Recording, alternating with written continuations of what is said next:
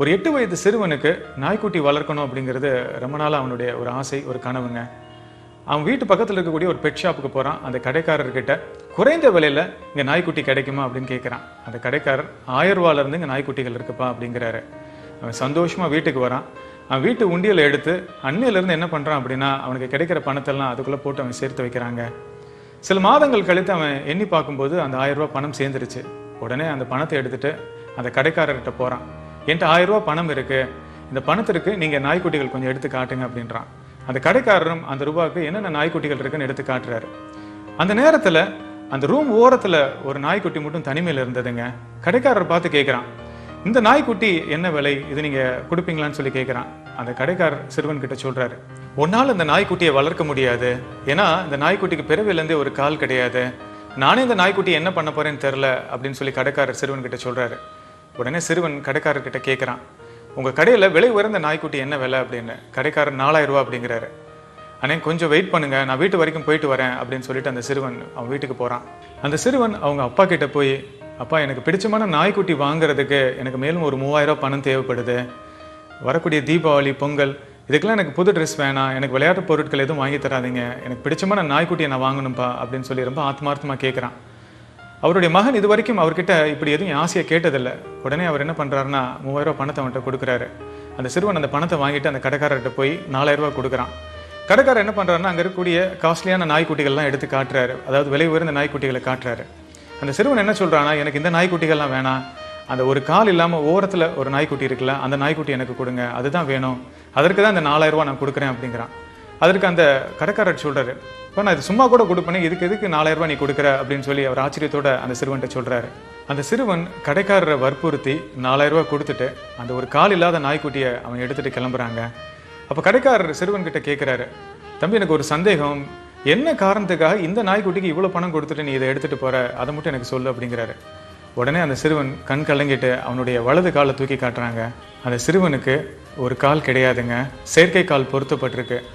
இதை பார்த்தவுடன் அந்த கடைக்காரர் கண்களில் கண்ணீர் வந்துருச்சுங்க.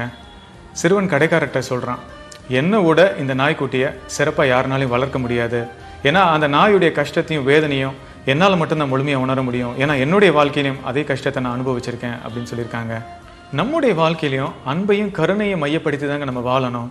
ஆனால் நம்ம ஏதோ 1000 வருஷத்துக்கு மேலே வாழ போகிறோம் நம்ம நினச்சிட்டு இருக்கோங்க. நம்ம எல்லாருமே நம்ம வாழ்க்கையில் மரணத்தை நோக்கி தாங்க பயணம் பண்ணிட்டு இருக்கோம். ஒரு பெரிய கியூவில் நம்ம எல்லாருமே நின்றுட்டு இருக்கோம், நீண்ட வரிசையில் நிற்கிறோம். நமக்கு முன்னாடி எத்தனை பேர் நிற்கிறாங்கன்னு நமக்கு தெரியாதுங்க. நமக்கான நேரம் எப்போ வரும் நமக்கு தெரியாது, எப்போனாலும் இந்த பூமியை விட்டு நமக்கு போகலாம். அதே மாதிரி வரிசையில் பின்னாடி போய் நம்மளால் நிற்க முடியாதுங்க. நம்ம வாழ்க்கையை கருணையுள்ளத்தோட நம்ம வாழணுங்க. இறக்கும் தருவாயில் இருக்கக்கூடிய நபர்களுக்கு மிக அதிகமான குற்ற உணர்வு இருப்பதாக ஆராய்ச்சியாளர்கள் சொல்கிறாங்க. அதுவும் குறிப்பாக சக மனிதர்களை வாழ்ந்த காலகட்டத்தில் இன்னும் அதிகமாக நேசிச்சிருக்கலாம், இன்னும் அவங்க கிட்ட கருணை உள்ளத்தோடு நடந்திருக்கலாம், அவங்கள மன்னிச்சிருக்கலாம் அப்படிங்கிற அந்த வேதனை தான் அவங்களுக்கு அதிகமாக இருக்கிறதா ஆராய்ச்சியாளர்கள் சொல்கிறாங்க. அதே இறக்கும் தருவாயில் நம்ம சக மனிதர்கள்கிட்ட அன்பையும் கருணையும் வெளிப்படுத்தலன்னு வேதனைப்படணுங்க. வாழும்போதே சக மனிதர்களை நம்ம நேசிக்கணுங்க, கருணை உள்ளத்தோட நம்ம நடந்துக்கணுங்க. எங்களை காயப்படுத்தி வேதனைப்படுத்துறவங்க கிட்ட நாங்கள் எப்படி கருணை உள்ளத்தோட அன்பை வெளிப்படுத்த முடியும் அப்படிங்கிற கேள்வியை என்கிட்ட நிறைய பேர் கேட்டிருக்காங்க. உங்களை ஒருத்தர் காயப்படுத்துகிறாங்க, உங்களை வேதனைப்படுத்துகிறாங்கன்னா ஒரு விஷயத்த நீங்கள் புரிஞ்சுக்கோங்க, அவங்களுக்குள்ள தீராத சோகம் அவங்களுக்குள்ள அடங்கி இருக்கு, அதனுடைய வெளிப்பாடு தான் இது அப்படிங்கிறத புரிஞ்சுக்கோங்க. அந்த மாதிரி நேரத்தில் நீங்கள் உங்களுக்குள்ள அமைதி காக்கணுங்க. அப்படி இல்லாமல் நீங்கள் ரியாக்ட் பண்ணீங்கன்னா, நீங்களும் கோபப்பட்டீங்க அப்படின்னா அந்த சூழ்நிலை ரொம்ப மோசமாயிடுங்க. இப்போ உங்களை யாராவது காயப்படுத்துகிறாங்க அப்படின்னா அவங்கள அனுதாபத்தோட பார்க்க ஆரம்பிங்க. ஏதோ ஒரு விதமான ஒரு வலியும் வேதனையும் அவங்களுக்குள்ள இருக்குது, அதனுடைய வெளிப்பாடு தான் இது அப்படிங்கிறத புரிஞ்சுக்கிட்டு அந்த இடத்துல நீங்கள் ரியாக்ட் பண்ணாமல் அமைதி காத்து அந்த இடத்த விட்டு நீங்கள் போயிடுங்க. இப்படி நீங்கள் செய்யும்போது கொஞ்ச நேரத்தில் என்ன ஆகும் அப்படின்னா அவங்களுக்குள்ள ஏதோ ஒரு விதமான ஒரு மாற்றம் வருங்க. ஏன்னா நீங்கள் வெளிப்படுத்தின அந்த பாசிட்டிவான அதிர்வலைகள் அவங்களுக்குள்ள தாக்கத்தை ஏற்படுத்தி அவங்களே உங்ககிட்ட வந்து மன்னிப்பு கேட்பாங்க.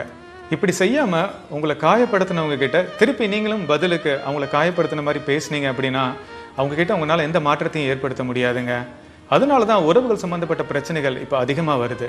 இதற்கு ஒரு உதாரணம் சொல்லணும் அப்படின்னா, ஒரு தீப்பந்தத்தை தண்ணீருக்குள்ளே விட்டிங்கன்னா என்ன ஆகும், அந்த தீப்பந்தம் அணைஞ்சிரும். அதே மாதிரி உங்கள் முன்னாடி யாராவது உங்களை காயப்படுத்த வந்தாங்கன்னா அந்த இடத்துல கருணை உள்ளத்தோட அமைதி காத்தீங்க அப்படின்னா அவங்களுக்குள்ள மாற்றம் நடக்க ஆரம்பிக்குங்க.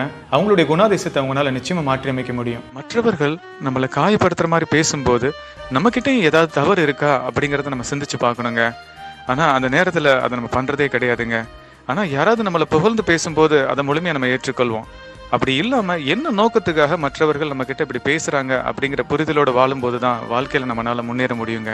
மனிதர்களில் நல்லவங்க கெட்டவங்கன்னு யாரும் இல்லைங்க. அறியாமையில் இருக்கிறவங்க மற்றும் விழிப்புணர்வோடு இருக்கிறவங்கன்னு நம்ம பிரிச்சுக்கலாங்க. நம்மளை காயப்படுத்துகிற நபர்கள் எல்லாமே அறியாமல் இருக்கிறாங்கன்றதை நம்ம தெரிஞ்சுக்கிட்டோம்னா அவங்கள நம்ம பார்க்குற கண்ணோட்டமே மாறிடுங்க. அதே மாதிரி விழிப்புணர்வோடு இருப்பவங்க எக்காரணத்தை கொண்டும் யாரையும் காயப்படுத்த மாட்டாங்க. உங்கள் வாழ்க்கையில் உங்களை சுற்றி உள்ளவங்களை சந்தோஷமாக வச்சுக்கோங்க. உங்கள் வாழ்க்கையில் வரக்கூடிய சின்ன சின்ன தருணங்களையும் முழுமையாக ரசிங்க, மகிழ்ச்சியாக இருங்க. உங்கள் கண்ணுக்கு முன்னாடி யாராவது கஷ்டப்படுறாங்கன்னா உங்களால் ஆன உதவி அவங்களுக்கு பண்ணுங்க. நீங்கள் இது வரைக்கும் யார்கிட்டயாவது மன்னிப்பு கேட்கணும்னு நினச்சி மன்னிப்பு கேட்காம இருந்தீங்கன்னா மன்னிப்பு கேளுங்க. நீங்கள் யாரையாவது மன்னிக்காமல் இருந்தீங்கன்னா தயவுசெய்து மன்னிச்சிடுங்க. மன்னிப்பு கேட்பதற்கும் கொடுப்பதற்கும் தாங்க மிக அதிகமான தைரியம் வேணும். இப்படி உங்கள் வாழ்க்கையை நீங்கள் வாழும்போது உங்கள் வாழ்க்கை பரிபூர்ணமாக இருக்குங்க. மரணமே உங்கள் முன்னாடி வந்து நின்றா கூட அதை துணிச்சலை நீங்கள் எதிர்கொள்வீங்க. இந்த வீடியோவை லைக் பண்ணி ஷேர் பண்ணுங்கள். என்னுடைய YouTube channel doctor Vignesh Shankar நீங்கள் சப்ஸ்கிரைப் பண்ணுங்கள். நன்றி.